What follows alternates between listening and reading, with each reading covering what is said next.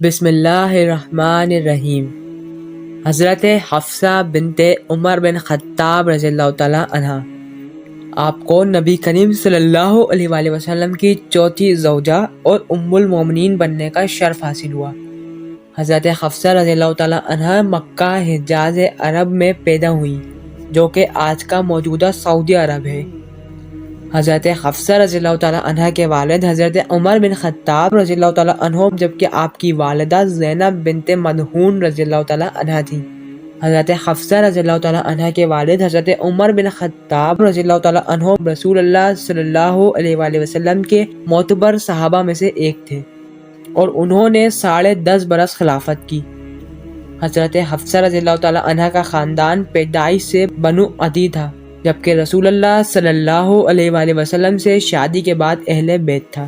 حضرت حفصہ رضی اللہ تعالیٰ عنہ کی ولادت نبوت سے 3 سال پہلے ہوئی۔ آپ نے ایک مکمل اسلامی ماحول میں تربیت پائی، اور آپ کے والد حضرت عمر بن خطاب رضی اللہ تعالیٰ عنہ بہت پرجوش تھے اور اسلام کو پھیلانے میں بہت فکر مند تھے۔ حضرت حفصہ رضی اللہ تعالیٰ عنہ کے چچا حضرت عثمان رضی اللہ تعالیٰ عنہ اور زید بن خطاب رضی اللہ تعالیٰ عنہ تھے، اور حضرت حفصہ رضی اللہ تعالیٰ عنہ کے بھائی حضرت عبداللہ بن عمر رضی اللہ تعالیٰ عنہ، جو کہ اس دور میں کافی مشہور شخصیت اور اپنے وقت کے سب سے بڑے عالم تھے۔ تو آپ کو بتاتے چلتے ہیں کہ حضرت حفصہ رضی اللہ تعالیٰ عنہ کے خاندان کے 7 افراد ہیں جنہوں نے جنگ بدر میں حصہ لیا۔ ان میں سب سے پہلے حضرت حفصہ رضی اللہ تعالیٰ عنہ کے والد حضرت عمر فاروق رضی اللہ تعالیٰ عنہ، دوسرے نمبر پر حضرت حفصہ رضی اللہ تعالیٰ عنہ کے چچا زید بن خطاب رضی اللہ تعالیٰ عنہ، اور تیسرے نمبر پر حضرت حفصہ رضی اللہ تعالیٰ عنہ کے پہلے شوہر خنیس بن حذیفہ سہمی، چوتھے نمبر پر حضرت حفصہ رضی اللہ تعالیٰ عنہ کے ماموں عثمان رضی اللہ تعالیٰ عنہ، اور دوسرے ماموں خزیمہ رضی اللہ تعالیٰ عنہ، اور ان کے تیسرے ماموں عبداللہ رضی اللہ تعالیٰ عنہ اور سیب رضی اللہ تعالیٰ عنہ شامل ہیں۔ حضرت حفصہ رضی اللہ تعالیٰ عنہ کی پہلی شادی خنیس بن حذیفہ سہمی سے ہوئی، جو کہ ابتدائی مسلمانوں میں سے تھے۔ انہوں نے اسلام قبول کرنے میں کافی مشکلیں برداشت کی تھیں۔ حضرت حفصہ رضی اللہ تعالیٰ عنہ اور خنیس رضی اللہ تعالیٰ عنہ خوشی سے دن گزار رہے تھے۔ حضرت حفصہ رضی اللہ تعالیٰ عنہ آیات حفظ کیا کرتی تھیں، جو کہ جبرائیل علیہ السلام نبی کریم صلی اللہ علیہ وآلہ وسلم کے پاس لاتے تھے۔ حضرت حفصہ رضی اللہ تعالیٰ عنہ ان آیات کے صحیح معنی سیکھتی تھیں، کیونکہ آپ کافی ذہین اور قابل تھیں، اور حضرت خنیس رضی اللہ تعالیٰ عنہ بہت مضبوط تھے۔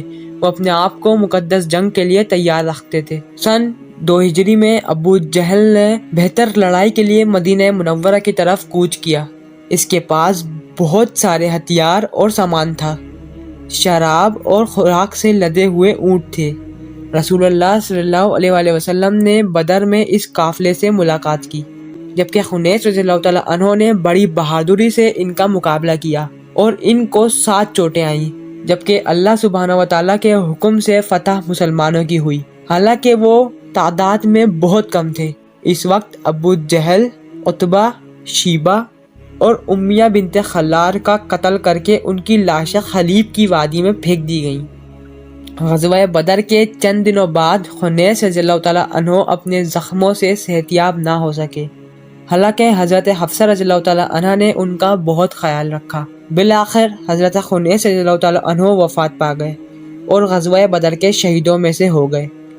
آپ کو جنت البقیع میں عثمان بن معزون کی قبر کے پاس دفن کیا گیا، اور ان کی نماز جنازہ رسول اللہ صلی اللہ علیہ وآلہ وسلم نے پڑھائی۔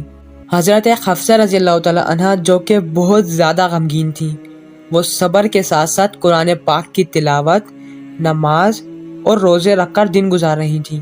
وہ ابھی صرف 18 سال کی تھیں جب وہ بیوہ ہو گئی تھیں۔ حضرت عمر فاروق رضی اللہ تعالیٰ عنہ حضرت حفصہ رضی اللہ تعالیٰ عنہ کی حالت دیکھ کر بہت پریشان تھے۔ آپ نے حضرت حفصہ رضی اللہ تعالیٰ عنہ کا ہاتھ حضرت عثمان بن عفان رضی اللہ تعالیٰ عنہ کو دینے کا سوچا، کیونکہ ان کی زوجہ رقیہ رضی اللہ تعالیٰ عنہ فوت ہو چکی تھی، جبکہ عثمان رضی اللہ تعالیٰ عنہ نے حضرت عمر رضی اللہ تعالیٰ عنہ سے کہا کہ اس وقت میرا نکاح کا کوئی ارادہ نہیں ہے۔ پھر حضرت عمر رضی اللہ تعالیٰ عنہ حضرت ابو بکر صدیق رضی اللہ تعالیٰ عنہ کے پاس گئے اور ان سے حضرت حفصہ رضی اللہ تعالیٰ عنہ سے نکاح کی درخواست کی، لیکن حضرت ابو بکر صدیق رضی اللہ تعالیٰ عنہ نے ثبوت میں جواب نہیں دیا اور کافی بات رکھی۔ پھر حضرت عمر رضی اللہ تعالیٰ عنہ نے رسول اللہ صلی اللہ علیہ وآلہ وسلم کو اس کی اطلاع دی۔ رسول اللہ صلی اللہ علیہ وآلہ وسلم نے سب کچھ سن کر حضرت عمر رضی اللہ تعالیٰ عنہ سے فرمایا کہ فکر نہ کرو، حضرت حفصہ رضی اللہ تعالیٰ عنہ کو حضرت عثمان رضی اللہ تعالیٰ عنہ سے بہتر شوہر ملیں گے، اور حضرت عثمان رضی اللہ تعالیٰ عنہ کو حضرت حفصہ رضی اللہ تعالیٰ عنہ سے بہتر زوجہ ملیں گی۔ حضرت عمر رضی اللہ تعالیٰ عنہ خوش بھی تھے اور پریشان بھی تھے کہ یہ کیسے ہو سکتا ہے۔ پھر کچھ دنوں بعد رسول اللہ صلی اللہ علیہ وآلہ وسلم نے اعلان کیا اور فرمایا کہ ام کلثوم رضی اللہ تعالیٰ عنہ بنت رسول اللہ صلی اللہ علیہ وآلہ وسلم کا ہاتھ عثمان بن عفان رضی اللہ تعالیٰ عنہ کے حوالے کر دیا ہے، اور آپ صلی اللہ علیہ وآلہ وسلم نے حضرت عمر رضی اللہ تعالیٰ عنہ سے حضرت حفصہ رضی اللہ تعالیٰ عنہ کا ہاتھ طلب کر لیا۔ اس طرح یہ واضح ہو گیا کہ حضرت عثمان رضی اللہ تعالیٰ عنہ کو حضرت حفصہ رضی اللہ تعالیٰ عنہ سے بہتر بیوی ملی، اور حضرت حفصہ رضی اللہ تعالیٰ عنہ کو حضرت عثمان رضی اللہ تعالیٰ عنہ سے بہتر شوہر ملے۔ اسی طرح رسول اللہ صلی اللہ علیہ وآلہ وسلم اور حضرت حفصہ رضی اللہ تعالیٰ عنہ کی شادی 3 ہجری میں ہوئی۔ شادی کے وقت حضرت حفصہ رضی اللہ تعالیٰ عنہ کی عمر صرف 19 سال تھی، اور جبکہ نبی کریم صلی اللہ علیہ وآلہ وسلم کی عمر 55 سال تھی۔ حضرت عمر رضی اللہ تعالیٰ عنہ نے اپنی بیٹی حضرت حفصہ رضی اللہ تعالیٰ عنہ کو نصیحت کی کہ وہ رسول اللہ صلی اللہ علیہ وآلہ وسلم کو اپنا شوہر بنا کر خوش رہیں گی، اور یہ بھی نصیحت کی کہ اپنا موازنہ کبھی بھی حضرت عائشہ رضی اللہ تعالیٰ عنہ سے نہ کریں گی، کیونکہ حضرت عائشہ رضی اللہ تعالیٰ عنہ حضرت حفصہ رضی اللہ تعالیٰ عنہ سے کئی گنا بہتر تھی۔ تو میں آپ کی خدمت میں یہ عرض کرتے چلتا ہوں کہ حضرت حفصہ رضی اللہ تعالیٰ عنہ اپنی طبیعت کے مطابق حضور اکرم صلی اللہ علیہ وآلہ وسلم کی خدمت میں بہت زیادہ توجہ دیتی تھی۔ انہوں نے حضرت عائشہ رضی اللہ تعالیٰ عنہ کی طرح آیات کو حفظ کرنے میں توجہ دی۔ حضرت حفصہ رضی اللہ تعالیٰ عنہ رسول اللہ صلی اللہ علیہ وآلہ وسلم سے اسلام سے متعلق مختلف چیزوں کے بارے میں سوال کرتی تھی۔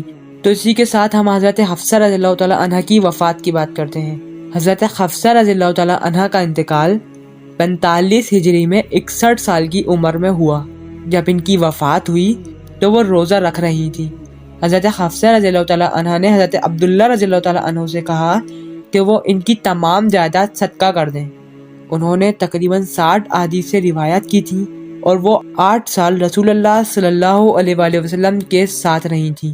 حضرت حفصہ رضی اللہ تعالیٰ عنہ کی نماز جنازہ مدینہ منورہ کے گورنر مردان بن حکم نے پڑھائی، اور آپ کے دونوں بھائی عبداللہ بن عمر فاروق اور عصین بن عمر فاروق رضی اللہ تعالیٰ عنہ نے انہیں جنت البقیع قبرستان میں سپرد خاک کیا۔